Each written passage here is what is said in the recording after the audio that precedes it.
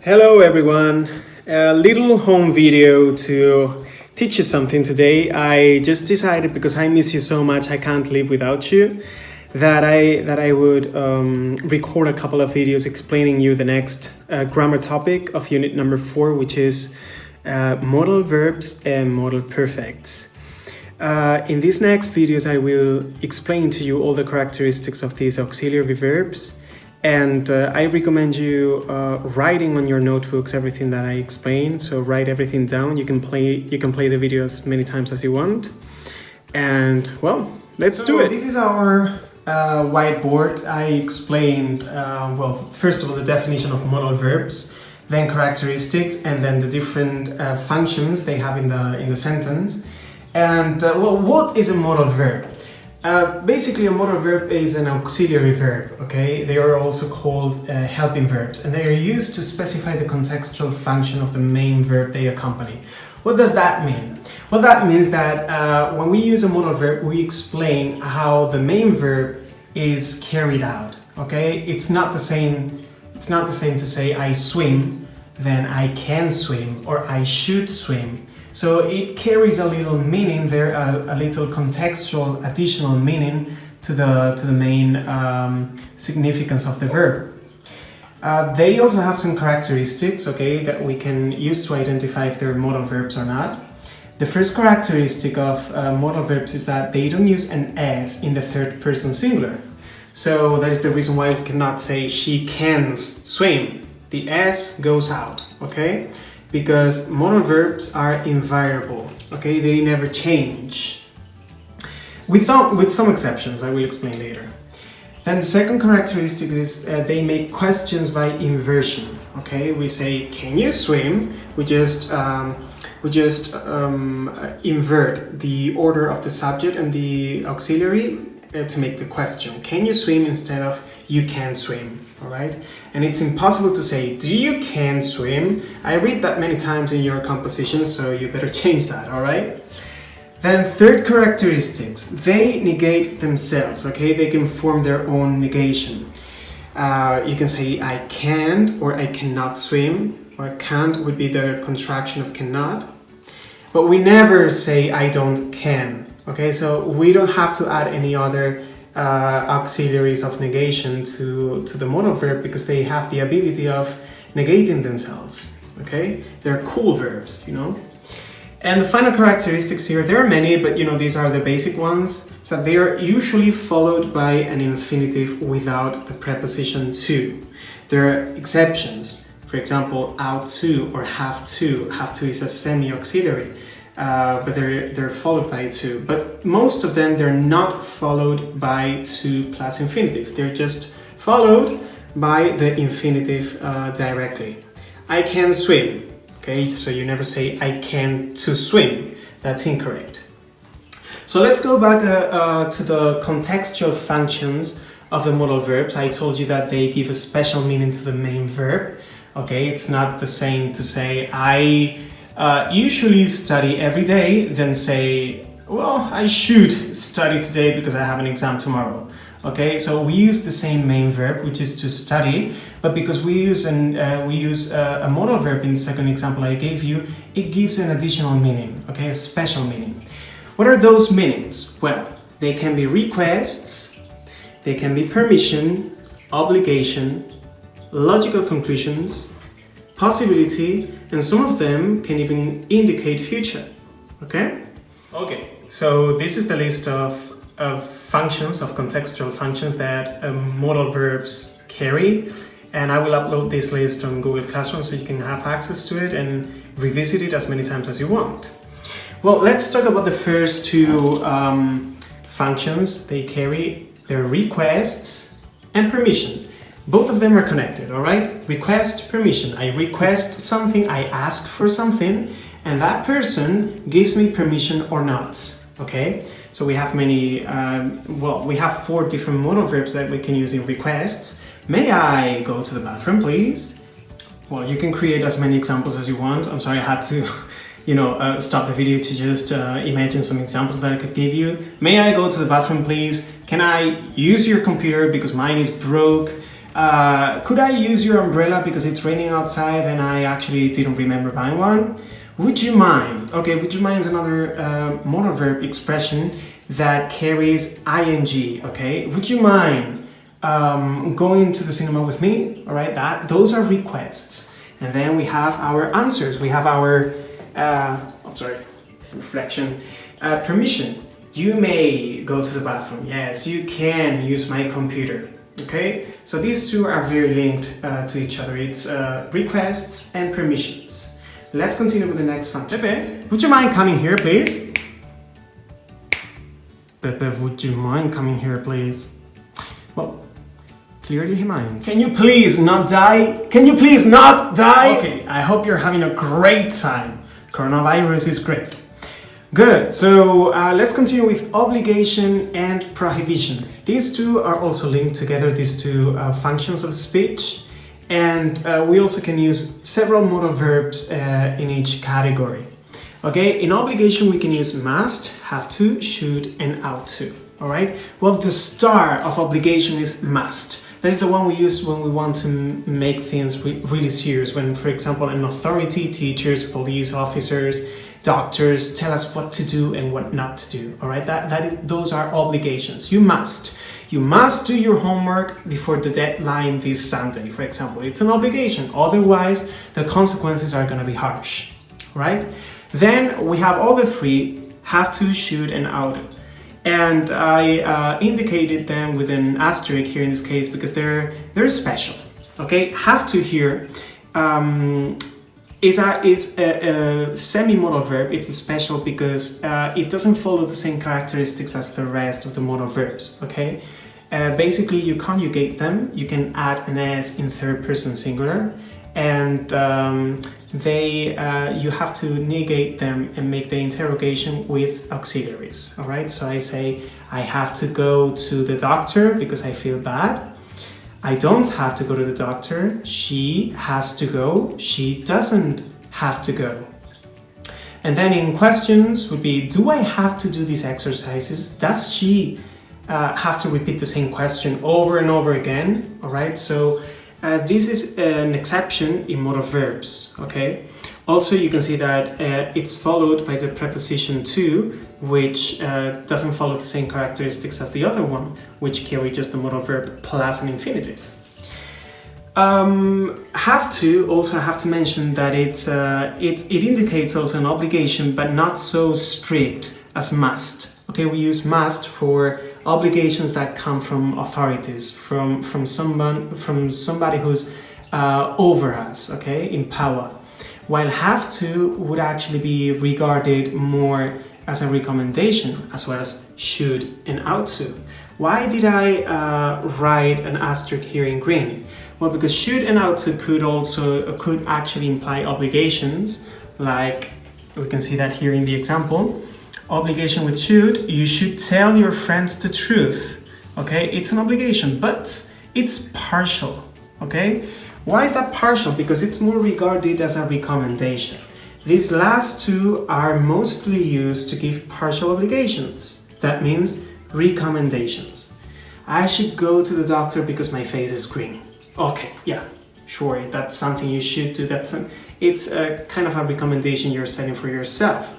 Or maybe if your teacher tells you, you should study more. Yes, that's a partial obligation, okay? He's not gonna go to your house and get you into your bedroom so you can study, and he's gonna watch you over. That would be creepy, right? But it's more like a partial obligation. It's a recommendation, okay? Then we go to prohibition. In prohibition, we usually use mustn't, okay? So it's just the negative of must is mustn't. For example, police officers these days are saying, well, people mustn't get out of their houses without a mask, okay? Well, that's a prohibition. And don't have to would also be the negative of have to, which doesn't imply directly a prohibition, but a lack of obligation, okay? You don't have to do this for Monday, for example. It's not a prohibition, it's just this lack of obligation that you don't have to do it really. Pepe, I'm your owner. You must catch the ball. Catch! Pepe, you must catch the ball. You mustn't get out without a mask. You mustn't get out. Good. Okay, let's continue with the next two. Well, actually, the three final functions of speech regarding modal verbs. We have logical conclusions, possibility, and future possibilities or predictions.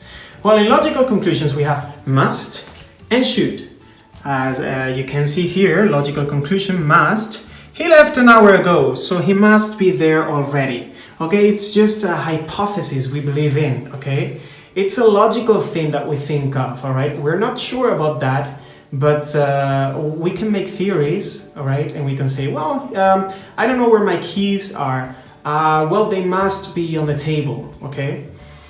Should acts the same as must, but it's a little bit weaker. Must is stronger, okay? Should, so we can say here is in the example, he left half an hour ago. I believe he should be there already, okay? It's like you're less sure of that.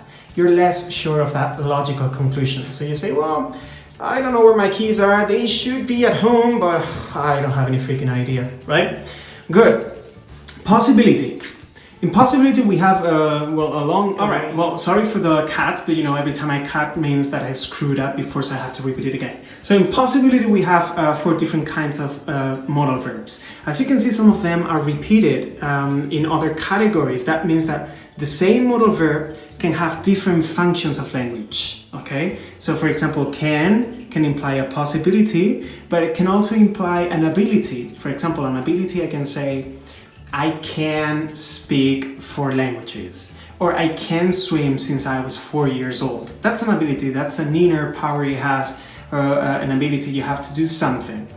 But it can also imply a possibility, like in these examples. It can rain sometimes, for example, right? In Spain, it can rain sometimes. Could is a little bit weaker, right? And it says it could rain, but it is not very common in this part of the country, okay? And finally, we have might and may. Might and may are very similar. They both indicate possibility, but one of them is stronger than the other. May is stronger than might. Also, may can be used in formal requests. May I go to the bathroom? May I use your restroom, please? But in this case, when they indicate possibility, may is stronger than might. We can say, it may rain in August, okay, in the north of Spain. It's a possibility, but might is a little bit weaker, because, for example, if you say, it might rain in Almería in August if the conditions are severe, okay, so there's a less chance, less possibility of that happening. Finally, just to finish with these functions of language, we have future possibilities, okay? And in future possibilities, we use will, okay? Which is an auxiliary, but when we're talking about future possibilities, it can be considered a modal verb. Look at the sky, it will rain soon. It's a future prediction, it's a future possibility. And that's it, we finished the video about modal verbs, and now we're gonna continue with modal perfects. Pepe, do you think it might rain today? Do you think you might go to a psychologist after this? Look how beautiful this whiteboard is. I'm spending my time in a very nice way in this coronavirus quarantine, am I not? Okay, so modal perfects. Modal perfects, structurally, modal perfects are a combination of a modal verb plus the auxiliary have plus the participle. The main verb would be in participle, which, as you know, is the third column if it's an irregular verb, or the ending ed if it's regular. Okay, by definition, modal verbs speculate and make assumptions about the past. Okay, for example, when I say, well, you must be very fit because you go to the gym every day. Well, that is a modal verb. That's an assumption using a modal verb. But if we want to speculate and make assumptions in the past, we could say, well, you must have been very fit when you used to go to the gym. Okay, so when we want to make that assumption into the past, we use a modal perfect. You must have been very fit when you went to the gym, or when you used to go to the gym. So I uploaded this document here on Google Classroom, which indicate the different types of modal perfects. We have must have in green, can't have in yellow, should have in pink, needn't have in blue, might, may, could have in purple, because you know that might, may, and could are very similar, so they are interchangeable, and might and could have with a different function here in red. All right, so let's start with must have. What does must have mean? Well, must have indicate a deduction. Okay, for example, I must have left the keys on the kitchen counter. I can't find my keys. Where are my keys? And you're like crazy, going around your office and your house. You don't find your keys. Well, and you think about a possible deduction in the past, and you say, well, I must have left them on the kitchen counter, right? You don't know. You're not sure, so you're making this assumption about the past. Okay. Then we have should have. Right? Should have means something desirable or needed, okay? Something that you wanted to happen, okay? But maybe it happened or it didn't happen, okay? Maybe you show regret about it, or maybe you're happy about it. For example, I should have loved you when I had the opportunity. Oh, beautiful example, huh? Or I should have gone to the doctor when my face went green, as we said before, right? Because now I feel much worse. So that's something desirable, something you wish you could have done in the past, something that you need to have done in the past. Okay, so in those cases we use should have. Next we have might, may, could have. When do we use these modal perfects? When something, STH means something, by the way, something was possible, but now we're not sure if that's possible anymore, okay? I think I lost my keys, again with the keys example, I know, very repetitive, but whatever. I think I lost my keys, but I might have been wrong, okay? So you think, you used to think something before, but now you realize that you might have been wrong, okay? Something was possible before, but now you're not sure about that, okay? Next one is can't have. Can't have is a deduction about something that didn't happen, okay? It's something you suppose, you make an assumption about something in the past that didn't happen. For example, you can't have failed the test. It was so easy. No puedes haber suspendido el test. You can't have failed the test. It was so easy, okay? Or you can't have fallen in love with that woman. She's married, all right? Good, next one. Needn't have.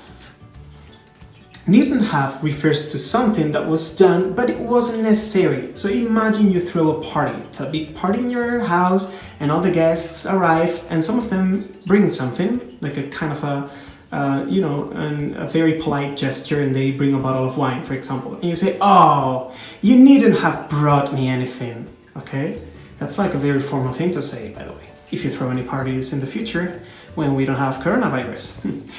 All right, might, could have, okay? Very similar to this one here, but this one we remember it's something that was possible, but now we're not sure about it. But here in this last one is about something that was possible, but it didn't happen. It was possible, yes, we're sure about that, but it didn't happen. For example, she could have passed the exam, but she didn't study, so she failed, all right? So we know it was possible for her to pass the exam if she had studied, but because she didn't study, she failed, right? And now it didn't happen, so we use that. Okay, before we finish, I want to give you a couple of clues, all right? Because, you know, some of you make a lot of mistakes in modal perfects because of these two things. Sometimes we can find a contraction, all right? This is should have, all right? You know that the structurally it's a modal plus have plus participle. Have can be contracted and unified with the modal verb, like in this case. Should have. I should have gone. Should have gone, all right? And another thing that I wanted to tell you. Shouldn't have, negation. How do we make the negation here? We place not, the negative particle, in the modal verb, never in have. So we cannot say, I should haven't. No, that's impossible. That's really wrong. It's I shouldn't have. I shouldn't have. I mustn't have. I might not have or can't have. All right? And another thing that I wanted to tell you is that this auxiliary here, have, you can never ever conjugate it. You cannot say she should has gone. No, it's always she should have gone. But teacher, she is third person singular. Why don't we write an as here? Well, because here have is acting as an auxiliary, and in this case it's not conjugated. Okay, so she should have gone to the party. Well, thank you so much for your attention. If you have any questions, please ask me online, and I will be more than happy to answer them. All right. Thank you so much, and have a nice day, nice quarantine, nice life. I hope to see you soon. Bye.